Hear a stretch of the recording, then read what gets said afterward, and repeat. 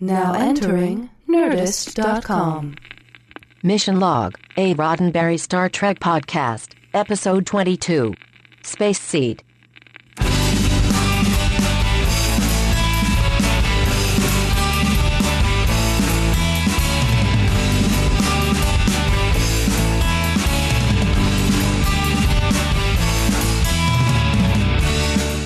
Smiles, everyone, smiles. I'm Mr. Ray, your host. Welcome to Mission Log, a Roddenberry Star Trek podcast. Please allow me to introduce my diminutive co-host, John Champion.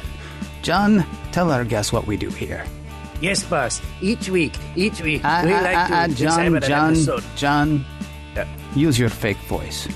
Okay, since you asked, each week we examine one episode of Star Trek, going deep to find the messages, morals, and meanings within, and deciding whether those and the show stand the test of time. This week, the Enterprise goes to Fantasy Island, but not really. We say hello to an old enemy for the first time in Space Seed. Yeah, Khan Noonien Singh. Can't wait to get into this one. It's big. It's a huge, epic episode that leads into huge, big, epic things later on. I have no idea what you're talking about. We're on episode 22. Oh, right. I'm sorry. I stepped out of the timeline. My bad. Yeah, we do that. In fact, we may do that again later. I don't know. But before we do that, let's stay in the timeline that we normally stay in. People practically set their watch to this. It is about this time every show. Wait a minute. 3, 2... It's about this time every show that John hits us with some Star Trek trivia. Lay that funky trivia down, dude. All right, I do have a little bit for you this week. One thing I wanted to point out is that Khan has actually been asleep for closer to 300 years than 200, if we go by the revised timeline. There is a line in the episode where we say that Khan, who has been in deep freeze out in space along with his followers, has been asleep for 200 years. In fact, they say 2 centuries, and Khan is shocked by this. Well, if we assume that he was launched in the late 90s, this is actually the 2260s, whatever. But we hadn't really established all of that specifically yet. This is interesting. In an early draft in the original story, Khan was to have been Nordic. Really? Yeah. Weird, huh? Because we give him a North Indian background in the real episode, which is also weird. You think? Well, I mean, and then to cast Ricardo Montalban to play him. Yeah, it is a little strange, but Ricardo Montalban brought this sort of exotic essence to the role that I think is very effective.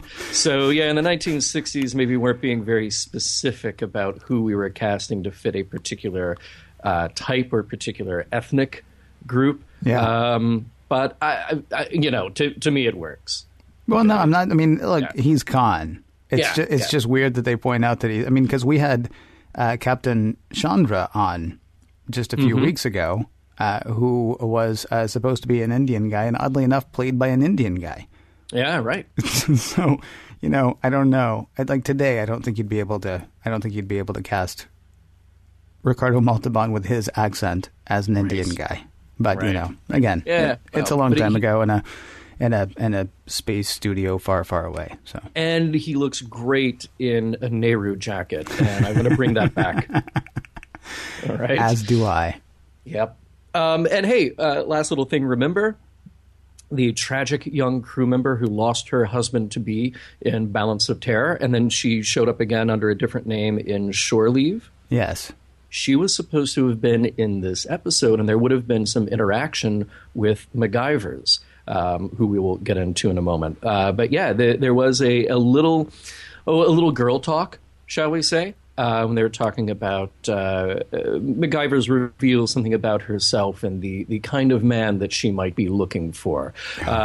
Now, that scene was written, questionable as to whether or not it was filmed. I've seen some reports say that it was, some that say that it wasn't. I would love to see that footage if it exists. But yeah, I thought that was kind of cool that actor was back for another role. Now, is she going to play yet another character? And they just keep renaming her over and over and over again.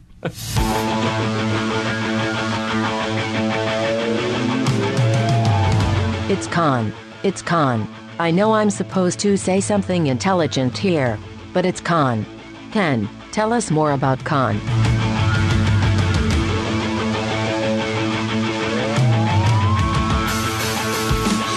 Prologue. The Enterprise comes across an Earth ship from the 1990s, but in a sector of space where they'd not expect to find such a thing. There are strange life signs on board, but what are they? We'll find out after the opening credits. Act 1. Spaceship 1990-something and its 60 or 70 life signs take no notice of the Enterprise. Spock is able to identify the ship as the SS Botany Bay. Botany Bay? But he can find no historical record of it anywhere. Makes sense, though. The 1990s were the time of the last World War on Earth, the Eugenics War. Records from then are kind of crappy and incomplete.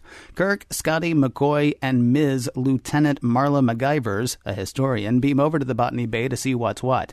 There they find humans, apparently in suspended animation for about 200 years. Scotty turns on the lights and in so doing activates the sleep pod of what the away team figures to be the leader. MacGyvers figures him to be Northern Indian, probably a Sikh, a tremendous warrior, and definitely attractive. Then he nearly dies. Then they save him. Then they take him back to the Enterprise. Act 2. The Enterprise holds off on reviving the rest of the Botany Bay's crew until they can be assured of what's-his-name's survival. Still no record of the ship, though Kirk thinks maybe it was a prison ship since Botany Bay was also the name of an old Australian penal colony. The apparent leader of the troop is doing well. Very well, actually, with a heart and lungs that are twice as powerful as regular man's, according to McCoy. MacGyvers comes in to check on the man and is dressed down by Kirk, though she assures him that her interest in what's-his-name is professional. After all, she's a historian, and he's a fine piece of man-meat. History! He's a fine piece of history! What? When all but Bones are gone, what's-his-name wakes up, does a few stretches, grabs a knife, puts it to Bones' throat, and starts asking questions. Bones is defiant, in an if you're going to kill me kind of way, which impresses what's-his-name. He puts the knife down, then gets his answers. He's on the Enterprise, and yes, he has been asleep for 200 years, and now he'd like to see the captain. Kirk introduces himself. What's-his-name does not until he gets a few questions answered. Where are they going, and how many of his people survived? Starbase 12 and 72, says Kirk. And you are? His name is Khan. Is that a first name? A last name? Just call me Khan. He orders his people revived, though Kirk declines and has a few questions of his own, though Khan says he's too tired to answer, and Bones backs Kirk off. Kirk leaves, though not before turning over all the technical data about the Enterprise to Khan. Well, what could go wrong? Kirk wonders whether Khan could be the product of selective breeding, something Spock thinks is possible. Remember the Eugenics Wars? Supermen like Khan took over in about 40 nations in the 1990s, though they were given to battling each other because, according to Spock, superior ability breeds superior ambition. P.S. 80 or 90 of the warlord Supermen were unaccounted for at the end of the war. How many were on the Botany Bay again? Marla MacGyvers goes to sickbay to meet Khan, who starts hitting on her immediately. She should wear her hair down. She tries to keep the meeting all business, but he's all seduction, and she's all into it. Later, Khan stops by MacGyver's quarters to escort her to a welcome dinner in his honor. She's wearing her hair down. She's drawn a picture of him, along with important men throughout history. They make out, then head to dinner. It is at this dinner that Khan's sympathies with the eugenics warlords are revealed. In fact, he may have been one. Dinner ends abruptly with Khan feigning fatigue again. Back in his quarters, MacGyvers stops by to apologize to Khan. They had no right to treat him that way, and she still thinks he's dreamy. He makes a move. She says no. He gets angry. Then he goes all power play. Now you must ask to stay. And she does. And he physically hurts her, demanding her loyalty and her help in taking over the ship. Crying, she says she will do whatever he asks, ending the fullest Act 2 in the history of Act 2s. Act 3. Khan, it turns out, is Khan Noonien Singh, absolute ruler of a quarter of the Earth, Asia through the Middle East from 1992 through 96. And last of the tyrants to be overthrown. Bones, Kirk, and Scotty confess to kind of admiring Khan, though never approving of what he did. Kirk sets a 24-hour security detail outside Khan's quarters and locks him in. Then he stops by for Q&A with Khan. Khan lets him ask his questions, but says Kirk wouldn't understand, what with his being so inferior. In fact, Khan is disappointed at how little man has evolved while he was sleeping. Sure, they have great technology, but man himself is still kind of flabby. Yes, he says, we will do well in your century. That seems to cinch it for Kirk. Khan is not to be trusted.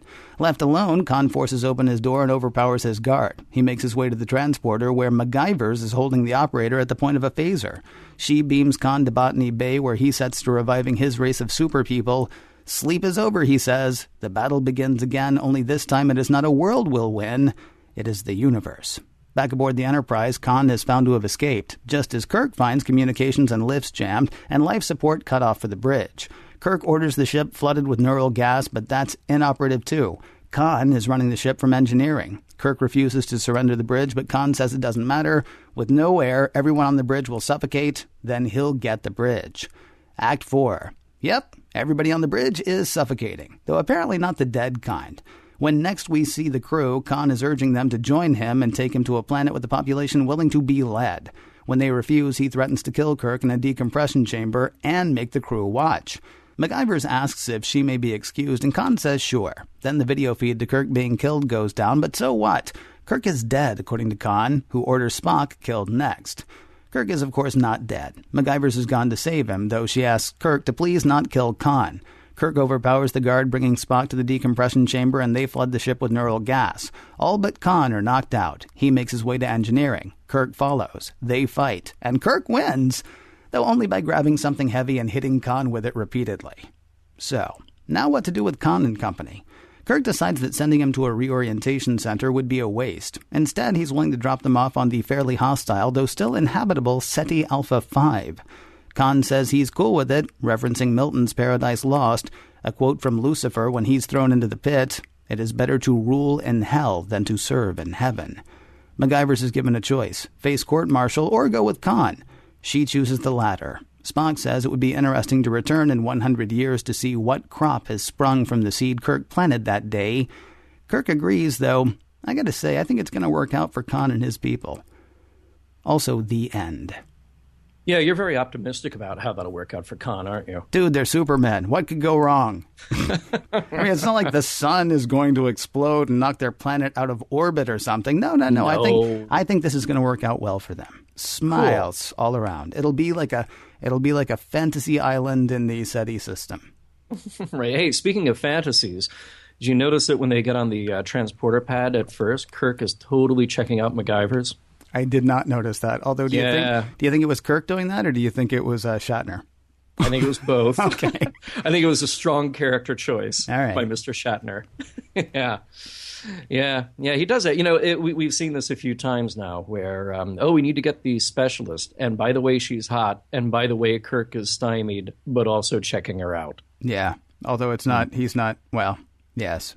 He was actually not as turned on or put off by her as he has been by other femmes du jour, I think. He's more willing to dress her down more quickly, but we can get into that in a little bit if you want to. By the way, is this the first time that McCoy has said something about the transporter? I think so. Because here's the thing, like, he's really badass when he's got the knife to his throat when Khan is threatening him. Yeah. I mean, that is tough guy McCoy. Just all in his face. But then he says something about, I don't want my atoms scattered all over the universe. Well, yeah, okay. Well, you can handle a knife to the throat, but you don't like the transporter. But I think this is the first true reference we get to that. I thought that was kind of cool. It was a weird bit of leadership or a weird bit of bravado from McCoy. I mean, you don't want him to fold immediately. I mean, with a knife at his throat, you don't want him to say, I'll tell you whatever you want to know. Right. But he was only not telling him because he had a knife at his throat. And he was being really, I mean, it was very funny. He's like, who am I? I am your doctor and you have a knife at my throat. And then he suggests the quickest way to kill him if he's going to kill him. It was kind of neat. It was kind of a neat little character moment. Yeah, I like that. And I tell you, speaking of character, man, I mean, where do you even start with Khan? Because there are so many parallels to other historic figures. But I think one of the things here that's so interesting to me about Khan is his just sort of inherent charisma.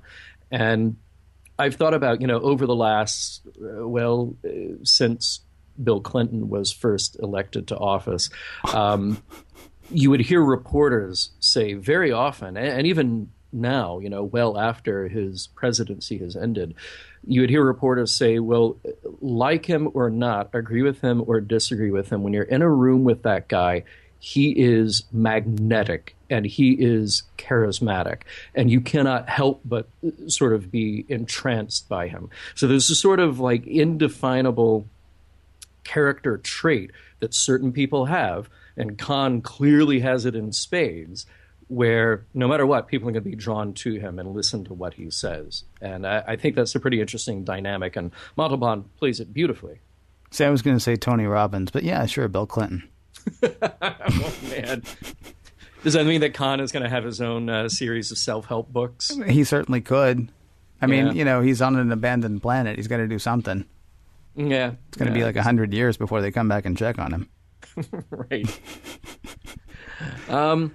And, by the time we get to the end of this, I keep feeling like the whole, but then the Enterprise might explode as a secondary plot device. I'm getting a little tired of that. We're 22 episodes in, and we've already had it a few times. Well, settle in. I mean, what else do they have? Yeah. I mean, they've got their ship. If he doesn't have somebody at the point of a phaser, or if being at the point of a phaser doesn't phase the person, pun, accidental, but I'm not going to apologize for it. I mean, pretty much the only thing you've got is, well, we're in space and we're in a thing that's keeping us alive in space. So I guess I could threaten to get rid of the thing that's keeping us alive in space. I mean, you're right. If it was every week, it would be bad. But, seriously, what else you got? Yeah. I'm going to flood the whole place with radiation, and then we'll all be dead anyway. But the ship will still be here. Yeah, true.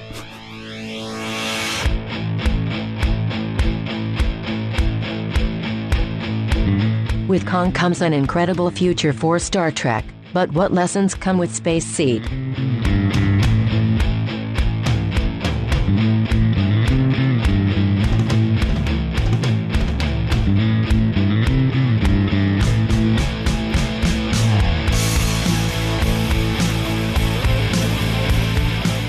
So one of the big specifics that we get here about Khan and about late 20th century Earth is the eugenics war, and eugenics in general being what created Khan. And I thought it was interesting that, we've dealt with the idea here of selective breeding, or at least selective humanity in a few ways. Certainly Dr. Corby. Love him. Our old favorite. He was certainly on a tear about manipulating and perfecting humanity. And Dr. Tristan Adams? Oh, absolutely, Dr. Adams. Yeah, he was about that too. Yeah. And here we see that again, we're driving this home, like the sort of undeveloped and cruel and short-sighted humans of the 20th century are experimenting with eugenics like they hadn't learned the lesson from World War II and the early eugenics movement. They were still doing this. And hopefully in the 23rd century, we have figured out that this is a bad thing. You think so? Yeah, well, it seems like a given from the conversation between Spock and Kirk, right? But they keep running into we can't exactly blame Khan. Khan is a product of that, and he was a product of the 20th century. But they run into Dr. Adams, they run into Dr. Corby, and all these other examples where you still have people 300 years later, 200 to 300 years later, experimenting with the same thing. Well, and I mean, the thing is, I don't think any of them thought that that's what they were doing. I mean, well, except they were. Yeah. I don't know that they thought that's what they were doing, but they were. I mean, they were actually trying to accomplish, well, you can argue about whether or not Adams was, but Corby was trying to accomplish something good, and it ends up going horribly wrong fairly quickly when he says we could just take this out or we could just take this out. The thing is, I'm not 100% certain, I mean, that we're not, well, I'm fairly certain that we are still doing it in a way. We're on a very, very, very slight grade that could get steeper and could get slippery. I mean, what I found myself wondering was, when we talk about eugenics, I mean, is it the way that we practice it that makes it bad? Because things have happened in the past. Like forced sterilization was going on in parts of this country until as recently as when Star Trek started. Yeah. Right? Okay. That's not good. No question. At least I hope there's no question about that. Good. Yeah. Worse things happen than forced sterilization. See also World War II. Mm-hmm.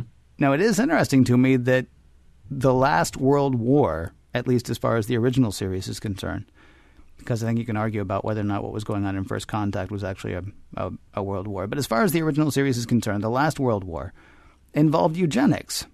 Though how, I'm wondering if how plays a part in it. Kirk is wondering if Khan is the product of selective breeding. So I guess that's how this was done. Like Mr. A and Mr. and Ms. Z got together and made Khan, right? Mm-hmm. And, it was decided who was going to get together with whom to produce this perfect specimen and the other perfect specimen just like him. We know that slaves were purchased with an eye towards producing a better stock of slaves in the 17 and 1800s. So selective breeding and forced sterilization, these are ways that we've seen eugenics practiced into the mid-1960s or up to the mid-1960s when the show was written. And they're all seen as bad. And I'm with that. Those are all bad. Okay, good. We have since mapped the human genome.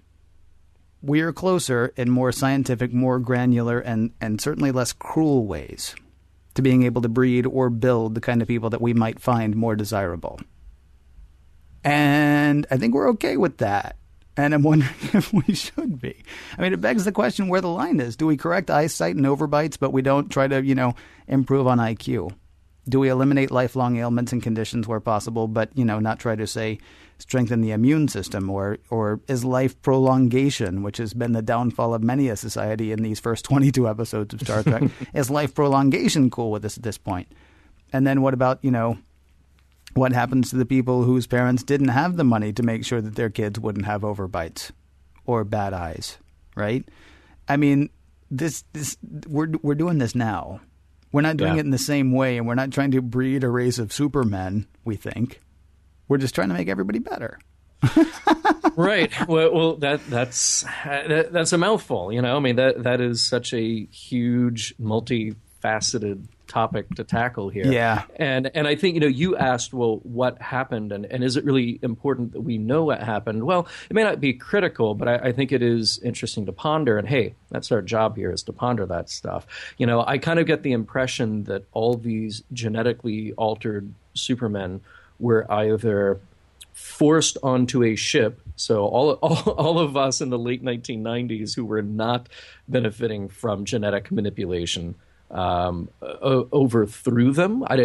Maybe is that possible? Got them onto a ship and said, get out of here. Or something went so wrong, so badly, that they voluntarily left. But did they really think they'd be able to come back and, lick that problem 200 years later? I don't know. It's great room for speculation. And I know that there are a lot of Star Trek novels that deal with all of this in much more detail, but our job here is not the novels. It's what we're given in the shows. Okay, you've sort of walked away, though, from the question that I asked about eugenics. I mean, first of all... I did that specifically because it's so damn hard. Oh, okay. Excellent. No. Because there are things that we're doing right now, right, to improve life that we would say are not bad things. Mm-hmm. But... I mean, I don't know. I mean, so maybe they're not eugenics. Maybe technically they're not eugenics. I'm just wondering at what point do we worry about that kind of thing? It's a good point. I mean, we vaccinate people now, and we have done for decades. As we should. No, centuries. I mean, one of the big one of the tragedies of Ben Franklin's life was the fact that he didn't have his youngest child or oldest, I can't remember which, one of his children. Vaccinated against, I believe it was smallpox. Yeah. And that child died. And so he had his other child vaccinated because he didn't want the same thing to happen again. So we've been doing that for quite a while. And that's the thing. I'm not saying we don't do preventative medicine. Right? I mean, it's raining outside. Wear a hat. Wear a coat. It's cold outside. Bundle up, I mean, but we do these things like vaccinations and genetic testing, which can be available to try to determine future outcome. Right. And it is, like you said, it's so hard to call it a slippery slope, and I don't like that phrase too much. But like you said, it's this very, very minor grade. It's what that could potentially lead to a slippery slope. Yeah. Nah. All right. Yeah. Check back in 50 years if the War of the Supermen comes and goes. You'll wish we had decided something here. Yeah, right. Because we got that kind of power. I don't know what the answer is. I mean, just personally, just from my own point of view, I take the point of view that science is a neutral proposition. That it is neither inherently good nor bad. Mm-hmm. It is only implementation of that which leads to a problem. And it's so interesting that, before we've even really gotten good at working with genetics, there are countries that already have laws on the books saying what you can and cannot do. Mm-hmm. Now, it doesn't prevent another scientist in another country from coming up with something. And, well, there's a whole other argument to be had there about, well, if one country is developing genetic supermen, do we lose out because we're not also developing genetic supermen? You got to figure, too, that what happened, I mean, whatever gave rise to Khan had to be happening in secret. Yes. I don't think the UN got together and said, okay, everybody, eugenics, go see what you can come up with.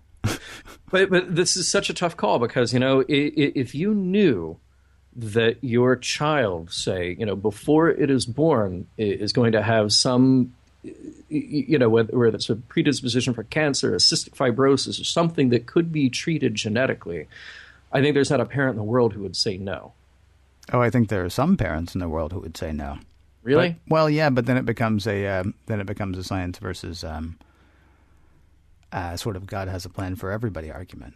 And I really don't want to go there because I honestly don't know if I were in that situation. Maybe, one of the many reasons that I so far have not had children, I imagine. I just, it's an impossible thing to think about. It's a horrible thing to think about. And maybe you were right to avoid the topic. Yeah, so Ricardo Montalban, huh? Right. Well, okay, so Ricardo Montalban. Let's talk about Khan a little bit. Right. There's this really interesting dynamic here between MacGyvers and Khan. And hello. Hey, she's very attractive, and Khan is immediately taken with her. Yeah. But what's going on here in Starfleet? Every now and then we're presented with somebody who can't do their job. We look at Styles in Balance of Terror, who has gone through all the training. He's done everything right. He's there on the bridge. Oh, but guess what? He's racist. Here we have MacGyvers, who is an accomplished officer, okay? But this is an indication here about how emotion can lead you into a very bad decision. She is so taken with Khan, and Kirk even calls her out on it. And to me, it sort of puts Khan in this position as like a cult leader. Oh, I think it's worse than that. I think he's an abusive husband, except not even a husband. I would like to know about MacGyver's last boyfriend. Oh dear, do you? And that may sound terrible, but I mean, this is bad. Okay, we've talked about sexism in Star Trek in the past, and it feels like we have to again. Just briefly. Everything that happens bad for the Enterprise and good for Khan centers around MacGyver's weakness and her proclivity for, or at the very least, tolerance of abuse in a relationship. Now, what's weird is they go from not knowing each other to in an abusive relationship in the course of like next to no time. Yeah. He flirts, she flirts. He then demands ultimate loyalty while causing her physical pain and threatening to cut her off entirely from him. And then even like at the very end of the episode, she stays with him. Now, in fairness, her options were go to this hostile planet with this guy who's really been abusive to you, but you are attracted to him, or face court-martial. And so she goes ahead and goes. The thing is, nobody on the Enterprise has actually seen the abusive side of their relationship. It's only her and Khan that have seen that. But we as the audience have seen that. And the fact that we see that and it's not addressed kind of gave me the heebie-jeebies. Yeah, that scene is really difficult to watch where he's manipulating her. Now, it's played for dramatic effect, of course, and we're heightening the stakes and we're heightening the drama each time here. And I would say that in some ways this is one of the more over-the-top episodes that we've seen so far because of the bigger-than-life quality of Khan. Yeah. But yeah, that is a difficult scene to watch, and I agree with you fully that I think there is this element of, if not intentional, the sexism that comes through because she is the catalyst for so much of what happens. Yeah. But I will say that I'll say that stands true. I'll also say that my idea here of the cult leader stands true because the relationship that people have with a cult is very often the same thing that people have with an abusive relationship. Sure. And I think you could even rewrite this and not have the character be MacGyver's, not have the character be female, and end up at least in the same place. You know? Close to it. You would need a little bit more time, though. You would need... And that's part of the reason that it works. I mean, MacGyver's, because of her fascination with history, because of her fascination with strong men throughout history, I mean, he hits her sweet spot, immediately. For a male heterosexual character to be as taken with Khan, you'd need a little more time. You would basically need to allow Khan to wander the ship for a while and talk and sort of, convert people. And so I think having it be a woman happens a bit more quickly. I was just sort of turned off by the abusive side of it. Now, don't misunderstand me. There's something kind of hot about power play, right? Like when she says, I'll stay for a few minutes, and he's like, I'm bored with you. You have to ask to stay now. Okay, that's like 50 Shades of Grey kind of stuff, right? Which I haven't read. But I mean, you don't get the sense that that's gonna necessarily go violent. That's just oh, you like me? Well, I don't know if I like you anymore. Ask me to like you. Okay, that's I mean, seriously, maybe I'm giving too much away about myself here. That's kind of hot. And then when she says, okay, can I please stay? And then he goes immediately to hurting her. That's when it crosses the line. And not in a 50 Shades of Grey or The Secretary kind of way. Not with her consent does this happen. Just with, he starts crushing her hand. Yeah. and by the way, I'm going to take over the Enterprise too. I mean, so love me, love my dastardly plan. I mean, there's just, this is like, I didn't want to rob the bank, but, he made me and I love him. I mean, this just reeks of domestic violence and abusive relationship.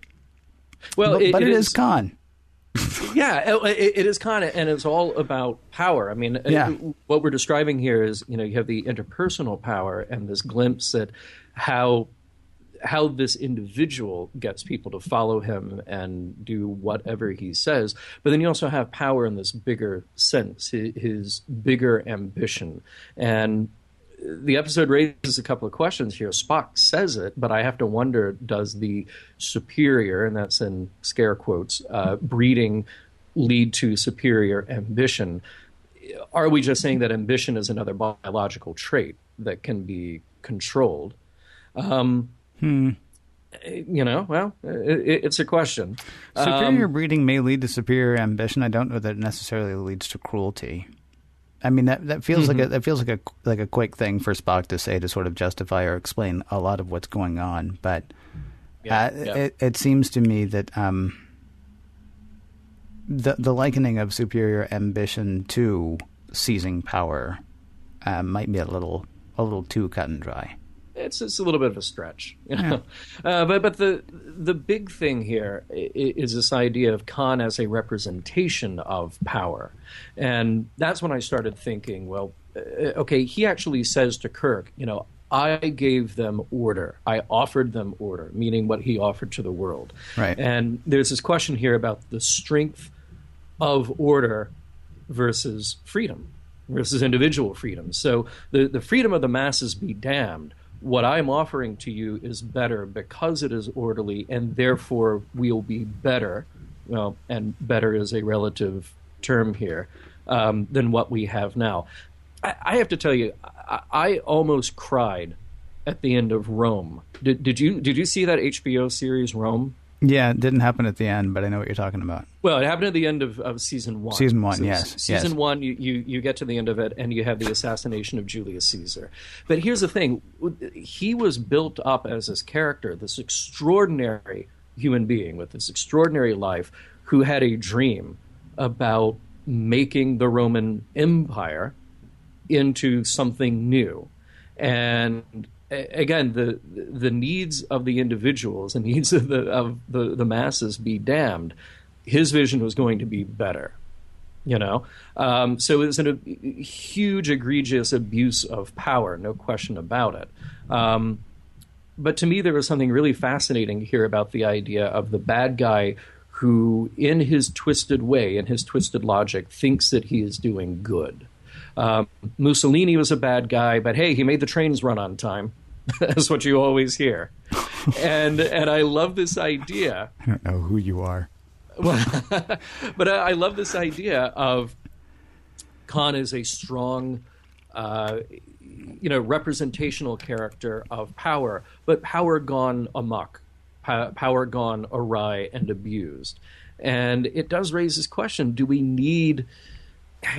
what do we need in a leader to unify and inspire to make the whole better than the sum of its parts, without going down this path of being dictatorial and cruel? Oof. Yeah, answer that and we're done. Well, I mean, I don't think it has to do with the leader. I think it has to do with completely to do with the leader. I think it could have to do with the situation. I've always been a big fan of The Watchmen, not the movie, but the comic book. We had an alien enemy from outside. Mm-hmm. And that's what united humanity in theory. I mean, what you're asking is, do we need a dictator? No, I hope not. I mean, that's just a terrible idea. I mean, maybe what's the vision and whose vision is it? I mean, you're sort of assuming that order is better for everybody, but really all we knew was that Khan wanted power. He says he offered order, but I mean, we don't hear why that matters to him. We don't hear that he actually thinks that's going to be beneficial for everybody. What we really only hear is that Khan wants to rule. Yeah, but he wanted to rule at a time when there was, in Star Trek's version of history, war and chaos. Caused by him. Well, yeah. I mean, caused by the rise of these supermen who wanted power. I mean, they say that, there was infighting, there was battle between all of these super people, and Khan says, but eventually somebody would have won. So you say that he would bring order, but he also brought chaos. I mean, that was him. That was him and his people that were like him who did that. And eventually he would have brought order. All he had to do was wage war across the planet first to basically return us to a state of not having war raged across the planet. Right. Right? Yeah. All right. Yeah. Let's go ahead and say no dictator either. How's that? We'll say no forced sterilization and no dictator. And no dictator. Yeah. But I think there's a fine line here between dictator and strong leader. Strong leaders are important. Strong leaders can get things done. Right. And you can draw the parallel between Khan and Hitler, whatever. Sure. Pick a bad guy out of history. But like I said, I wanted to bring up the thing about Caesar. Now, Caesar, in the 2,000 years since, has become this romanticized, poetic figure. But I point that out because, again, we are able to humanize Caesar because of that in a way that we don't to other strong leaders / dictators. So I'm kind of drawn to this idea of Khan, not in the way that MacGyver's is drawn to Khan, right? But I think it's a fascinating thing to look at him as having strong leadership qualities, clearly abusing them. But what exactly was his vision? Please direct your mail for this week's episode to John.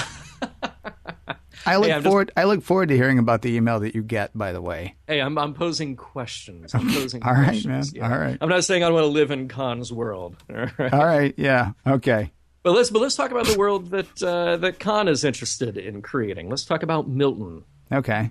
John Milton is the phrase that pays.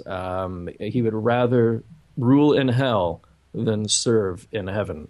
So John Milton, he was the great 17th century English author. He was a staunch defender of individual rights and freedom of speech. And we all know him from his epic poem Paradise Lost, so the dramatic retelling of the Christian story of the fall of man, story from the Bible. But it was written alongside the political turmoil of the English Civil War. So John Milton was a supporter of the Republic and overturning the monarchy. So I kind of found that interesting because all of this, the idea of rule by people, is very not a Khan idea. Right.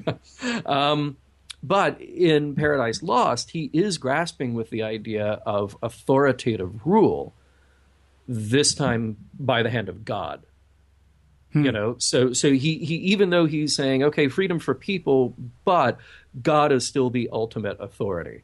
So he's still kind of handing that off and saying there is this outside force that gets to rule and determine who we are and what we do in our lives. That's Milton, but that's not Khan's reference. No, exactly. That Right. is Milton. I thought it was interesting to have a little background on Milton and what else he wrote, because it doesn't always line up with Khan. I think Khan chose a very good selective quotation to justify his exile. Well, You know? and it was also an awesome Star Trek quotation to me.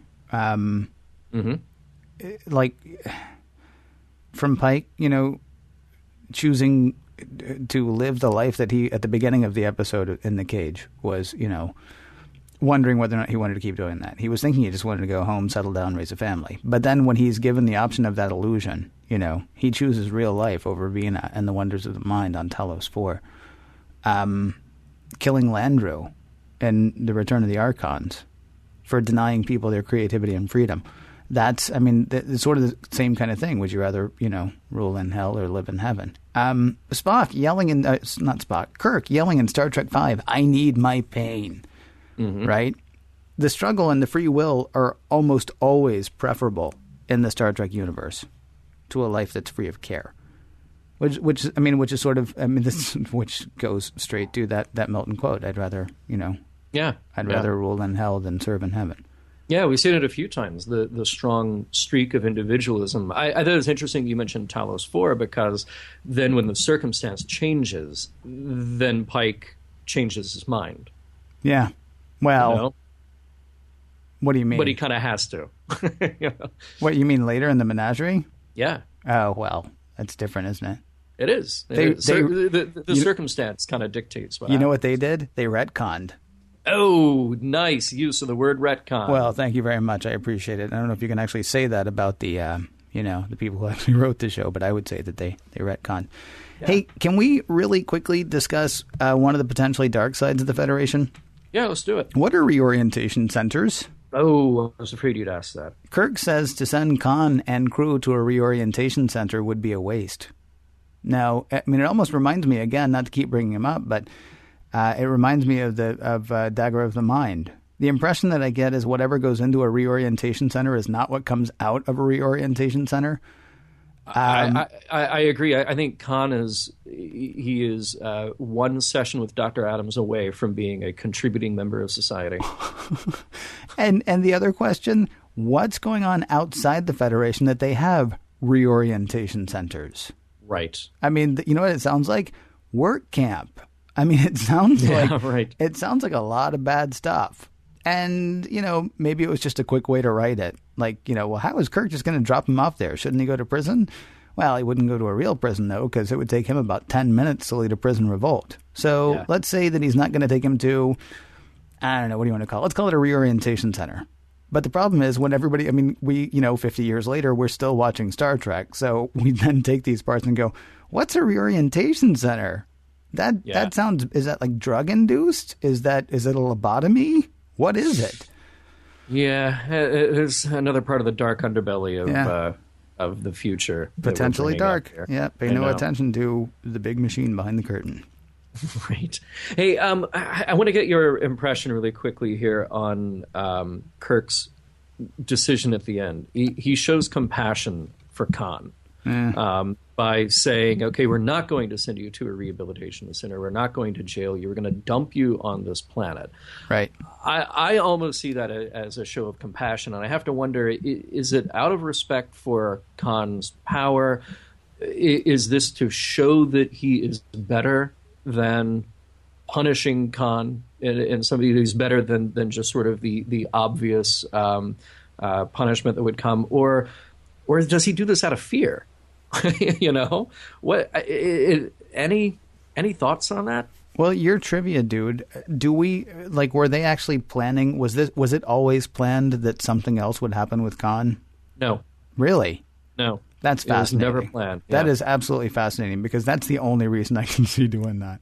I mean, especially leaving the end of the episode going, it'd be interesting to come back. Of course, they did say in 100 years. But there's no justification for for Kirk doing this, as far as I can tell. Yeah. I mean, there's none. I assumed, actually, that they were planning on going back and doing something else with Khan later on, because there's no way not turning him over to the authorities is a good idea. unless he is afraid that somehow Khan will end up taking over the Federation. But that seems like a stretch. I mean, we just talked about the dark underbelly of potentially dark underbelly of Starfleet and the Federation with the reorientation centers and what have you. I don't know. It didn't quite ring true to me, but of course, I mean, I'm so glad it happened, because, boy, if we don't have that, we don't have.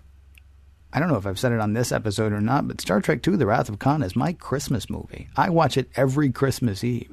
We don't get Star Trek II, then we don't get Star Trek III, and then we don't get Star Trek IV, because that was like a three picture arc or arch or continuing story. Whatever the proper way to say that. Well, not quite a trilogy, but kinda. You know? So should they have done that? Probably not in terms of the story, but boy, oh boy, am I glad they did.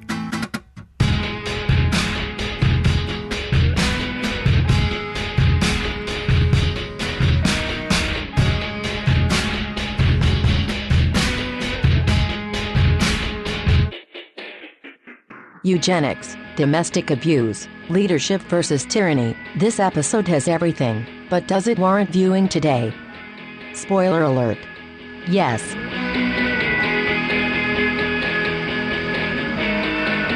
Sadly, people and other people, the plane to ferry you back to the mainland is coming to this little fantasy island of an episode. It's time for us to ask the big questions, the questions about the messages, morals, and meanings, and whether or not they stand the test of time. The first question we generally speaking start with is, does this episode hold up? Ken, how dare you? How dare you ask that question? I have to ask the question. You know that. It's my job. Yes. Here's the thing. The joy of doing Mission Log is getting to re-watch the episodes and forcing myself to pay attention to all the things that I didn't notice or didn't care as much about previously. Mm-hmm. And the things that I got out of it this time around, I've always loved Khan. I've always loved the story that he became. There's so much about it that I dig. But this time around, I was so taken in by the chilling psychological play, particularly between Khan and MacGyver's. And that's why I'm glad we had that discussion about the cult leader aspect, the sexual abuse aspect of it. To me, that really was the critical moment here for me in watching it. It is a great episode, and I hope that if there are people in our audience who are introducing Star Trek to people, this is a great way to do it, to watch this episode and then watch Star Trek 2. We don't like to get out of the timeline on our show, but in this case, they so beautifully work together that you kind of have to. Yeah, I agree. What about you? I agree. I mean, for a couple of reasons. I mean, first of all, because it has to hold up, because that's what gets us to Star Trek 2. But additionally, Khan. Yeah. Ricardo Montalban. Now, something that we didn't hit. There are a couple of discrepancies when you go from Star Trek, when you go from Space Seed to Star Trek 2. So we'll do a little bit about Star Trek 2, right? Chekhov and his current captain beam down to what they think is Ceti Alpha 6. It turns out it's Ceti Alpha 5. Right. They come across a ship, the Botany Bay. Then Khan comes in and says, "I don't know you," to the captain. And he turns to Chekhov and says, "But you, I never forget the face." Yeah, guess who wasn't on this episode? Right. And not only was Chekhov not on this episode, not only do we not see Khan come across Chekhov, we can assume, I guess, maybe that he was somewhere else on the Enterprise. We just didn't see their meeting. Okay. He was in the galley making turkey meatloaf. He may well have been. The problem is Khan also just tossed the Botany Bay out into space once he took over the Enterprise. So when they drop him off, I guess the assumption that we're supposed to have when Star Trek II begins is that the Enterprise went back and picked up the spaceship so that they could strand Khan on a planet with a spaceship. Right. Okay, so leave those off. I mean, of course, it still holds up. And it holds up mostly, I think, because of, and not only because it has to, because of the timeline, but because of Ricardo Montalban. The way his character, I mean, the joy he takes in almost being bested by Kirk a few times, and the way he delivers his lines. I mean, you could say that he's not a good actor. I don't know whether he's a good actor or not, to be honest with you. But I mean, there's just a delivery. And maybe it's because I have been watching Star Trek II since it came out in 1982. Maybe it is because it is one of my favorite movies, period. Not one of my favorite Star Trek movies, one of my favorite movies, period. Mm-hmm. I mean, just hearing him do it again, just seeing him do that again, revisiting, him in this role, because I haven't watched this nearly as much as I've watched Star Trek II. Yeah, it just works and works and works. It's a great character. When you say that characters are bigger than life, you look that up in the dictionary, bigger than life character, and there's Khan. I mean, yes. It really is. There's so much meat there to chew on. It's not Mr. Rourke, even though they do kind of look alike. Right. So is there a message to the show, do you think? There's not a strong message here, no. I don't think so. I think there are great ideas. I think this is a rich show for ideas.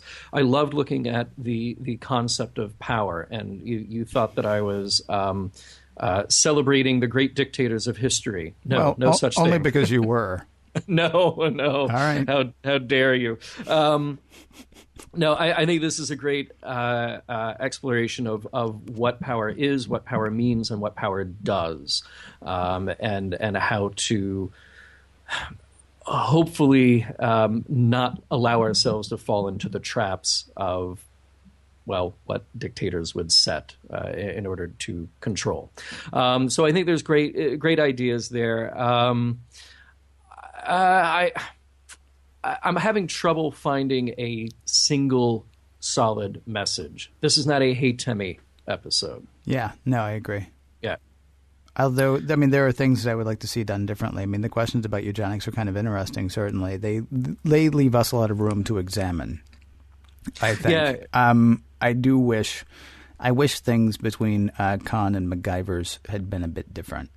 Because watching it today, the abusive aspect of their relationship does not feel as good. You actually said sexual abuse earlier. It's not that. It's abuse. I mean, this is between two adults. This is not, sort of like when you say sexual abuse, I think people think Sandusky or something along those lines. Oh, no. They have a psychosexual relationship. They have a complex relationship. All of the aspects of that relationship are abusive. Yeah, and that part's a drag. And so, I mean, if there's anything to fault the episode for, well, I mean, and then casting a guy who's not Indian as a guy who's supposed to be from India. Right, but right. I mean, if there's anything substantive to fault the episode for, it is the how okay we are with the abusive relationship between Kirk and MacGyver's. Not Kirk. I'm sorry, between Khan and MacGyver's. That said, though, it's still just a great show, and it does give people a lot to think about, even though there is no one save the whales or anything like that message. There's a little message there, I think, about MacGyver's, like we've seen a few times before. She lets herself lose her professional cool. We've seen that a couple of times in Star Trek, and the results are never good. And I do think that we see a bit of compassion from Kirk. He is the better leader because of it. Again, it's not a message, but it's an important distinction about the future that we're representing in Star Trek versus the bad guy.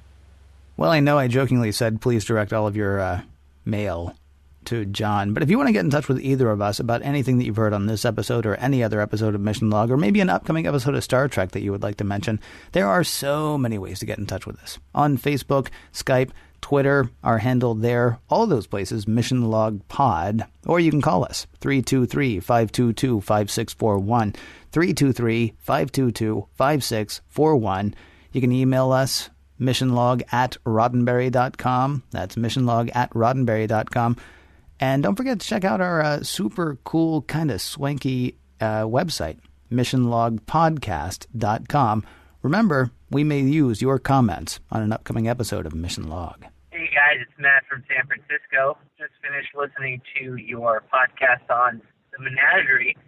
And I wanted to say, I think there's ways in which, in the larger context of the Star Trek universe, we see if Spacey is the precursor that leads into the development of that same story in Star Trek II, Wrath of Khan. I think there's ways in which we have things in the menagerie that set up, if not the direct story, certainly some of the relational dynamics from Star Trek III, where we see Spock now, rather than Pike, is the one who is incapacitated and needs his friend's help, and to do that, they need to put their lives and their careers on the line and go to the planet that is forbidden, absolutely forbidden by Starfleet. And for Spock, there was obviously absolute loyalty to Pike that he did that. And having seen that and experienced that in the past, I think in Star Trek III, Kirk and McCoy have that as sort of their model for now their friend Spock is in that same place, and they can say and know with absolute certainty that were the roles reversed, Spock would do the same for them. And they know because he did it for Pike. And I think that adds to the certainty, absolute certainty they have that this is what they have to do. Not just because Spock just saved their lives at the end of Star Trek II and gave himself up. That's part of it. But there's also this knowledge of the intensity of loyalty that Spock has that draws them into this sort of way of understanding their relationship with him. If the roles were reversed, Spock would do it for them. And that gives them the courage and the certainty they need to be able to go and do that same thing for Spock. Thanks a lot, guys. Love the podcast. Next week, if you don't want to make a whole meal out of it, we'll just offer you up a little taste of Armageddon.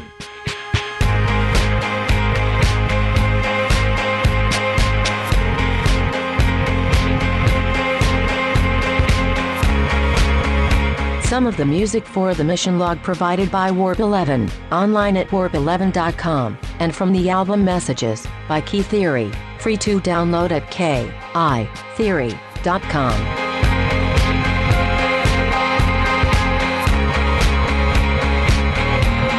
I'm going online now to find old episodes of Fantasy Island and Planet of the Apes movies and commercials featuring fine Corinthian leather. End transmission.